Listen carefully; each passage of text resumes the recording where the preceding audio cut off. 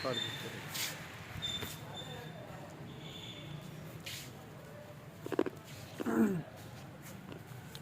अस्सलाम वालेकुम, उम्मीद करता हूँ सब खैरियत से होंगे जी। ये है दरबार अब्दुलहकीम और माशाल्लाह मैंने अंदर की भी आप लोगों को ज़ियारत करवाई है और बाहर की भी। तो आप लोगों ने मेरे चैनल को ज़रूर से सब्सक्राइब करना है और बेल आइकन को ज़रूर दबाना है ताकि मेरी आने वाली वीडियो आप लोगों तक बआसानी से पहुंचती रहे। और आप लोगों ने भी जो दुआ करनी हो मुझे कमेंट में बता दीजिएगा। अल्लाह ताला आप लोगों की नेक ख्वाहिशात नेक तमन्ना पूरी फरमाए, आमीन सुम्मा आमीन। आप लोग भी अंदर की ज़ियारत कीजिए। अस्सलाम वालेकुम।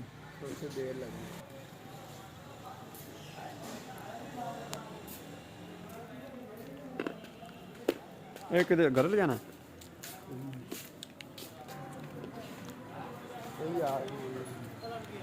चलने हैं मियाँ खोयो।